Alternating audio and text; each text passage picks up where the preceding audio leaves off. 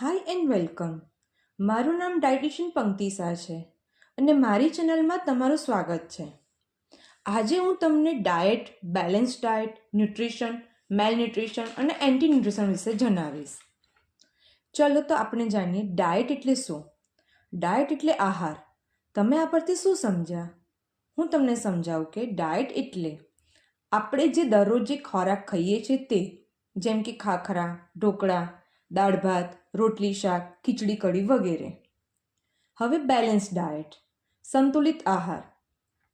સ્વસ્થ જીવન જીવવા માટે સંતુલિત આહાર લેવો જોઈએ કે જેમાંથી આપણને પૂરતું પોષણ મળી રહે અને વધારાનું પોષણ ભવિષ્ય માટે શરીરમાં સંગ્રહ થાય છે. ભગવાને આપણને બહુ સુંદર ગિફ્ટ આપી છે.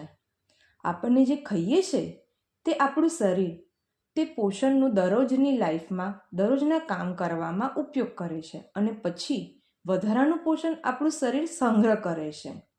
જેમ કે ચણા પૌવા, શાકભાજી, ઉપમા, દાળ ભાત, શાક, સલાડ, છાશ, રોટલી શાક, દાળ, સલાડ, દહીં, શાકભાજી નાખીને ખીચડી કઢી, શાકમાં દાળ ઢોકળી. હવે ન્યુટ્રિશન ને ગુજરાતીમાં પોષણ કહેવાય છે. તમે જે ખોરાક લો છો તેમાંથી તમને જે પોષણ મળે છે તે આપણા શરીરને દરરોજનું કામ કરવા માટે ઉર્જા અને ઉત્સાહ આપે છે અને આપણને તંદુરસ્ત રાખવામાં મદદ કરે છે. તેમાં carbohydrate, protein, fat, vitamins, minerals અને પાણી પણ આવે છે. મેલન્યુટ્રિશન, કુપોષણનો મતલબ ખાલી ઉણપ નથી. પોષણની ઉણપ વધુ કે અસંતુલિતનું પરિણામ. જેમ કે કોઈએ કીધું કે તમારે પ્રોટીન લેવું જોઈએ તો જ આપણી બોડી બની શકે છે, એટલે આપણે બધા પ્રોટીન લઈએ છીએ પણ એને આપણી બોડીમાં ઉપયોગ માટે બીજા પોષણની જરૂર છે.